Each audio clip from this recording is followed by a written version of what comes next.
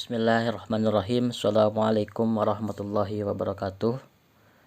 Alhamdulillahirabbil alamin wa bihi nasta'in wa ala umuri dunya waddin. Asyhadu an la ilaha illallah wahdahu la syarikalah wa asyhadu anna Muhammadan abduhu wa rasuluhu alladzi la nabiyya wa la rasula ba'da amma ba'd. Teman-teman mahasiswa yang Bapak muliakan, alhamdulillah atas karunia irada Allah, kita sampai saat ini masih diberi kesehatan dan kemampuan untuk sama-sama kembali bersua di pembelajaran online untuk mata kuliah filsafat pendidikan Islam. Nah, kali ini teman-teman, bahasan atau tema yang akan Bapak sampaikan atau pengantar diskusi yang akan Bapak sampaikan ini seputar hakikat dari peserta didik. Hakikat peserta didik, hakikat siswa atau hakikat murid.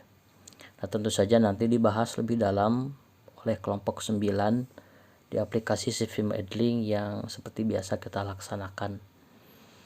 Nah, teman-teman mahasiswa seperti biasa juga nanti di laman komentar bukan hanya nama kelas dan prodi yang dicantumkan, tapi juga tulis kesimpulan atau 3 poin besar yang kalian tangkap dari apa yang Bapak sampaikan ini. Nanti pula Bapak sampaikan link link kuis atau tugas yang kalian bisa isi, yang isinya itu tentang materi yang Bapak sampaikan ini. Baik teman-teman mahasiswa yang Bapak muliakan, di pengantar perkuliahan ini Bapak akan coba mengelaborasi 2 hal. Yang pertama terkait dengan pengertian peserta didik yang Bapak sadur dari beberapa lontaran pemikiran para ahli atau para praktisi pendidikan. Juga Bapak akan sampaikan tentang karakteristik peserta didik ini. Nah, mudah-mudahan kalian bisa sama-sama menyimak dan mudah-mudahan kalian bisa dapat substansi dari apa yang Bapak sampaikan ini. Nah, teman-teman mahasiswa, seperti tertera di layar bahwa istilah peserta didik ini kan dalam bahasa Indonesia. Dalam bahasa Arab dikenal dengan istilah tilmiz atau jamaknya talamiz yang artinya murid. Nah, murid pun pada hakikatnya dalam bahasa Arab yang artinya orang yang ingin atau orang yang menghendaki. Ana uridu, misalkan saya menghendaki. Nah, menghendaki di sini dalam pengertian ini adalah menghendaki pendidikan atau mengingini pendidikan. Nah, analoginya bahwa si anak atau siswa yang datang ke sekolah, peserta didik yang datang ke sekolah itu sejatinya ingin mendapatkan pelajaran, ingin mendapatkan didikan dari kita, dari guru. Nah, kalau PAI mungkin objek pendidikannya adalah para siswa langsung garda terdepan yang memberikan didikan dan pengajaran kepada siswa. Nah, kalau dalam konteks mahasiswa MPI adalah orang yang kemudian menciptakan sekolah, menciptakan lembaga pendidikan yang dengan lembaga pendidikan itu poin-poin atau intisari dari pendidikan dapat tersampaikan kepada peserta didik lewat para guru. Nah, tentu saja ini menjadi bahasan yang sangat penting dibahas oleh mahasiswa PAI maupun mahasiswa MPI karena ujungnya sama, objek pendidikannya sama, yakni tentang peserta didik ini. Nah, kemudian selain itu ada istilah tolib, jamaknya tulab, yang berarti orang yang mencari ilmu, orang yang menuntut ilmu. Utlubul ilma minal mahdi ilal lahdi, kan gitu dalam hadisnya juga, tuntutlah ilmu dari buayan sampai liang lahat. Itu menggunakan kata tolab. Nah, ini juga mengindikasikan bahwa memang menuntut ilmu itu adalah suatu kewajiban yang tidak mengenal usia dan tidak mengenal jenjang pendidikan. Sampai kapanpun yang namanya menuntut atau mencari ilmu adalah wajib. Cuman nanti pada tataran pelaksanaan ada pendidikan formal, ada pendidikan non formal. Nah, teman-teman mahasiswa yang Bapak muliakan, selanjutnya kita akan coba mengelaborasi lontaran pemikiran para praktisi pendidikan terkait dengan definisi peserta didik ini. Yang pertama, dari Soeharto, peserta didik merupakan orang yang belum dewasa dan memiliki sejumlah potensi dasar atau fitrah yang perlu dikembangkan. Itu pertama. Jelas bahwa peserta didik dalam konteks ini ialah orang yang belum dewasa dan memiliki sejumlah potensi dasar yang perlu dikembangkan. Makanya dalam hasanah kependidikan di kita, istilah pendidikan itu dikenal dengan setidaknya ada 3 derivasi kata. Yang pertama ada tarbiyah, yang kedua ada tazkiyah, yang ketiga ada ta'dib. 4 malah sama taklim. Nah, kalau taklim ini sebatas transfer of knowledge, hanya sebatas transfer pengetahuan. Kalau tarbiyah itu lebih dari taklim, lebih dari sekedar transfer pengetahuan. Tapi juga kalau tarbiyah itu kata dasarnya rub, mengurus, artinya seorang pendidik wajib mengurusi kepentingan atau keperluan peserta didiknya. Jadi bukan hanya keperluan ilmu, tapi keperluan batin juga mesti disampaikan atau mesti dipenuhi hak peserta didik oleh pendidik. Nah, yang ketiga ada tazkiyah. Nah, kalau tazkiyah ini artinya mengembangkan potensi yang dimiliki oleh peserta didik, karena pada dasarnya tiap anak atau tiap siswa itu memiliki bakat-bakat tersendiri, memiliki potensi-potensi tersendiri yang mesti dikembangkan oleh guru tersebut atau oleh pelaksana atau subjek pendidikan tersebut. Nah, kemudian menurut Ramayulis dan Syamsunijar dijelaskan bahwa peserta didik adalah makhluk individu yang mempunyai kepribadian dengan ciri-ciri yang khas yang sesuai dengan pertumbuhan dan perkembangannya. Pertumbuhan dan perkembangan peserta didik dipengaruhi oleh lingkungan di mana ia berada.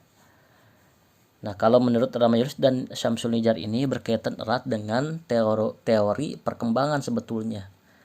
Teori perkembangan yang sama-sama kita tahu ada 3. Yang pertama ada teori nativisme. Yang kedua ada teori empirisme. Yang ketiga ada teori konvergensi. Nah, kalau teori nativisme ini menyatakan bahwa perkembangan anak atau perkembangan peserta didik itu dipengaruhi oleh hereditas atau pembawaan sejak lahir. Jadi faktor gen. Jadi betapapun lingkungannya bagus misalkan, tapi kalau misalkan gen atau hereditas yang dibawa buruk, maka kecil kemungkinan nanti si anak berkembang dengan baik. Itu nativisme. Nah, makanya teori ini juga biasa dikatakan dengan pesimisme. Kenapa pesimisme? Karena perkembangan anak itu hanya ditentukan oleh gen. Tidak ada peluang lingkungan untuk merubah perkembangan anak itu. Makanya pesimis. Makanya anak turunan, misalkan turunan preman itu kecil kemungkinan berkembang secara baik kalau mengacu teori ini. Nah, yang kedua ada teori empirisme. Nah, kalau teori empirisme ini menyatakan bahwa perkembangan itu justru ditentukan oleh lingkungan. Gen, hereditas itu tidak berpengaruh apapun. Jadi seorang anak keturunan ulama sekalipun, keturunan profesor sekalipun tidak bisa kemudian berkembang dengan baik, meneruskan perjuangan orang tuanya, meneruskan bakat orang tuanya, tidak bisa. Karena yang paling berpengaruh menurut teori ini adalah lingkungan. Nah, yang ketiga ada teori konvergensi. Nah, kalau teori konvergensi ini justru menengahi antara teori nativisme dan teori empirisme. Menurut teori ini bahwa kedua teori yang tadi sudah disebutkan dari awal, nativisme dan empirisme itu cenderung berat sebelah. Yang satu kepada bakat atau bawaan lahir, yang satu kepada lingkungan. Nah, justru menurut teori ini, teori konvergensi, bahwa perkembangan anak itu justru dipengaruhi oleh dua hal. Bisa dipengaruhi oleh bawaan, hereditas, bisa dipengaruhi pula oleh lingkungan. Nah, para praktisi lebih sepakat, lebih cenderung cocok atau sepakat dengan teori konvergensi, bahwa perkembangan potensi anak itu ditentukan oleh bakat yang terpendam, oleh bawaan yang ada, sama dengan lingkungan. Nah, kemudian ini menurut Undang-Undang Sistem Pendidikan Nasional Nomor 20 Tahun 2003 disebutkan bahwa peserta didik adalah anggota masyarakat yang berusaha mengembangkan potensi diri melalui proses pembelajaran yang tersedia pada jalur, jenjang, dan jenis pendidikan tertentu. Nah, kan kalau dalam Undang-Undang Sisdiknas Nomor 20 Tahun 2003 bahwa pendidikan di Indonesia itu setidaknya ada pendidikan anak usia dini, PAUD, ada pendidikan dasar, ada pendidikan menengah, ada pendidikan tinggi. Nah, pendidikan PAUD itu ada yang formal seperti TK, RA, ada yang non formal, semisal Kober dan lain sebagainya. TKA, TPA itu non formal. Itu kaitan dengan jenjang atau tingkatan. Kemudian ada pendidikan dasar, ini SD kelas 1 sampai kelas 6. Nah, kalau pendidikan menengah itu SMP dan SMA, dan pendidikan tinggi itu adalah perkuliahan semisal kalian. Nah, kemudian menurut Al-Rasyidin disebutkan bahwa peserta didik itu adalah manusia yang memiliki fitrah atau potensi untuk mengembangkan diri, sehingga ketika fitrah itu ditangani secara baik, maka sebagai eksesnya justru anak didik itu nantinya akan menjadi seorang yang bertauhid kepada Allah. Nah, ini dalam perspektif Islam. Jadi kita tahu bahwa si anak ketika lahir itu dalam keadaan fitrah, dalam keadaan suci. Fitrah di sini adalah fitrah dalam keadaan Islam. Anak yang baru lahir itu pada dasarnya, sejatinya itu ada dalam keadaan Islam. Kita tahu dalilnya surat Al-A'raf 172, ketika anak atau bayi dalam kandungan itu mengadakan perjanjian dengan Allah yang isinya itu alastu birabbikum qalu bala syahidna. Apakah kamu bersaksi bahwa aku ini Tuhanmu, kata Allah. Nah, jawaban manusia ketika 4 bulan, bala syahidna, tentu saja kami bersaksi bahwa engkau ini adalah Tuhanku. Nah, ketika lahir berarti manusia, bayi itu sudah dalam keadaan Islam, sudah dalam keadaan bertauhid kepada Allah Subhanahu wa taala. Nah, maka kemudian ketika anak berkembang, ketika asuhannya, ketika polanya yang diterapkan oleh lingkungan, oleh orang tuanya, pola-pola Islam, pola pendidikan Islam, maka si anak melanjutkan atau mengembangkan potensi itu. Nah, ini yang kemudian disebut dengan garis besar dari pengertian ini. Jadi artinya bahwa si anak itu ketika dikembangkan potensinya secara baik, maka nanti ujungnya, eksesnya, justru anak ini nantinya akan menjadi seseorang yang bertauhid kepada Allah, karena pada dasarnya si anak itu lahir dalam keadaan Islam, lahir sudah bertauhid kepada Allah Subhanahu wa taala. Ini yang kemudian mematahkan pendapat seorang John Locke yang mengatakan bahwa anak itu lahir bagaikan kertas putih. Ini tidak selamanya benar, karena anak itu lahir sudah dalam keadaan Islam, yang tadi biasa dikenal dengan istilah teori tabula rasa dari John Locke. Nah, kemudian menurut Maragustam disebutkan bahwa peserta didik dalam pendidikan Islam adalah anggota masyarakat yang berusaha mengembangkan dirinya melalui proses pendidikan menjadi manusia yang mempunyai ilmu, iman, takwa, serta berakhlak mulia, sehingga mampu menjalankan fungsinya sebagai pengabdi atau beribadah kepada Allah dan sebagai khalifah. Nah, jadi pendidikan menurut Islam intinya adalah kemudian bagaimana menjadikan peserta didik nanti ketika luarannya output dan outcome-nya itu menjadi pribadi muslim yang baik. Bagaimana pribadi muslim yang baik itu? Tentu saja yang kemudian menjalankan fungsinya sebagai hamba Allah. Anak itu tahu hakikat dirinya. Hakikat dirinya itu sebagai hamba Allah, sebagai seseorang yang mesti mengabdi kepada Allah, yang punya tugas khusus untuk beribadah kepada Allah Subhanahu wa taala. Dan kita tahu ibadah itu cakupannya sangat luas, bukan hanya saja ibadah mahdoh, tapi ibadah-ibadah yang lain asalkan sesuatu yang bisa meningkatkan kualitas iman dan ilmu itu dikatakan ibadah. Jadi si anak kemudian sukses menjadi dokter, anak sukses menjadi tentara, anak sukses menjadi seorang konsultan atau akuntan. Nah, asalkan membawa spirit Islam, asalkan berada dalam koridor tauhid kepada Allah, ini dikatakan melanjutkan fungsi dirinya sebagai hamba Allah gitu. Jadi nanti tugas guru-guru PHI, guru-guru lulusan MPI harus bisa kemudian memetakan model pendidikan supaya si anak itu bisa kemudian lulusnya menjadi hamba Allah yang luar biasa bertakwa kepadanya. Nah, kemudian Bapak akan coba mengelaborasi mengenai karakteristik dari peserta didik. Yang pertama, peserta didik bukanlah miniatur orang dewasa, tapi memiliki dunianya sendiri. Jadi jangan sampai kemudian guru memosisikan peserta didik itu orang dewasa. Makanya dalam sebuah teori pembelajaran yang baik itu, Bobby De Potter pernah menyatakan bahwa masuklah kita ke dunia mereka ketika mengajar. Masuklah kita ke dunia mereka supaya kita tahu, supaya kita bisa merasakan, supaya kita bisa kemudian mendeteksi potensi-potensi mana yang bisa dikembangkan oleh anak itu.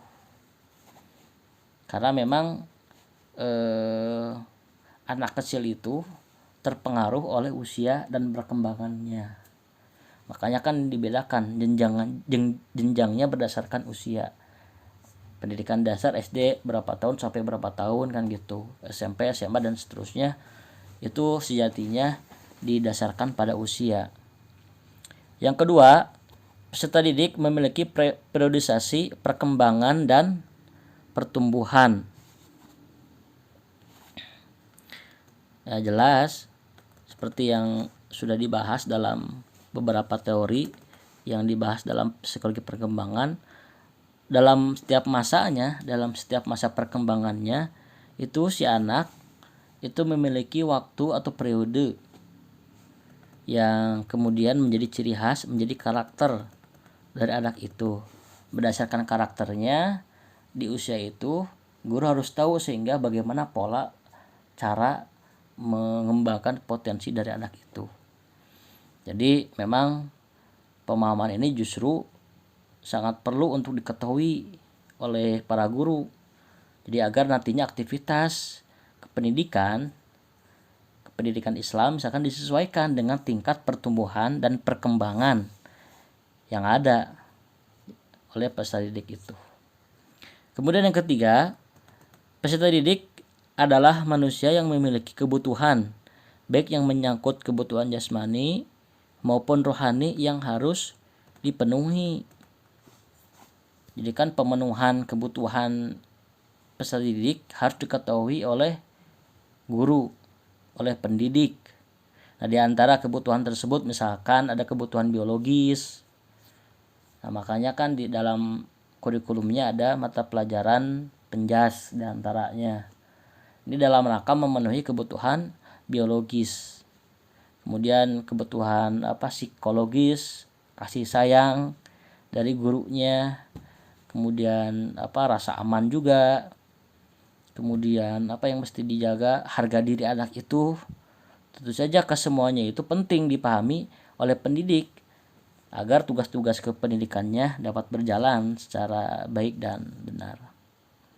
Kemudian yang selanjutnya, Peserta didik adalah makhluk Allah yang memiliki perbedaan individu, baik disebabkan oleh faktor bawaan maupun lingkungan di mana ia berada. Nah, ini nyangkut dengan tadi penjelasan di awal tentang teori perkembangan. Nah, makanya pemahaman tentang diferensiasi individual ini sangat penting untuk dipahami oleh seorang pendidik. Disebabkan kenapa?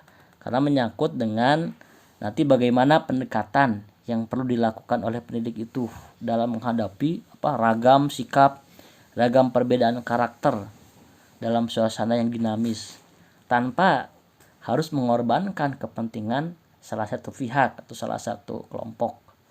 Jadi mencoba mengelaborasi kepentingan, mengakomodir kepentingan ragam individu yang ada, lalu kemudian guru bisa mengembangkan masing-masing potensi walaupun berbeda. Nah, kan Bapak pernah menerangkan tentang bagaimana pola multiple intelligence research, di mana nanti pola pemetaan si anak itu disesuaikan dengan karakter masing-masing. Ada karakter yang kinestetis, orang yang kemudian karakter melankolis, yang cenderung diam, ada karakter logis yang cenderung dominan otak kiri. Itu dikumpulkan menurut kelasnya masing-masing, sehingga dalam mengajar kita bisa kemudian efektif menerapkan metode yang akan disampaikan kalau menggunakan pola multiple intelligence research. Jadi si anak itu dikelompokkan berdasarkan karakter atau bawaan masing-masing. Dan Bapak pernah sampaikan itu karena Bapak memang pernah mengajar di sekolah yang menerapkan multiple intelligence research. Jadi mudah ketika kita tahu masing-masing karakter, sehingga kita mudah bisa menerapkan metode yang digunakan supaya efektif dan efisien. Kemudian yang selanjutnya, peserta didik adalah manusia yang memiliki potensi fitrah yang dapat dikembangkan dan berkembang secara dinamis. Nah, di sini tugas pendidik adalah membantu mengembangkan dan mengarahkan perkembangan tersebut sesuai dengan tujuan pendidikan kan yang diinginkan, tanpa kemudian melepaskan tugas kemanusiaannya baik secara vertikal maupun horizontal. Nah, ini diantara karakteristik anak yang mesti dikuasai oleh kalian sebagai calon guru, calon pendidik, calon stakeholder pendidikan, yang kemudian dengan kalian memahami bagaimana memahami karakteristik peserta didik masing-masing, kalian akan mudah menggunakan metode yang efektif dan efisien tersebut. Begitu saja barangkali yang bisa Bapak sampaikan pada kesempatan saat ini. Mudah-mudahan apa yang Bapak sampaikan menjadi inspirasi buat kita semua sebagai calon pendidik dan calon stakeholder pendidikan. Akhirul kalam, assalamualaikum warahmatullahi wabarakatuh.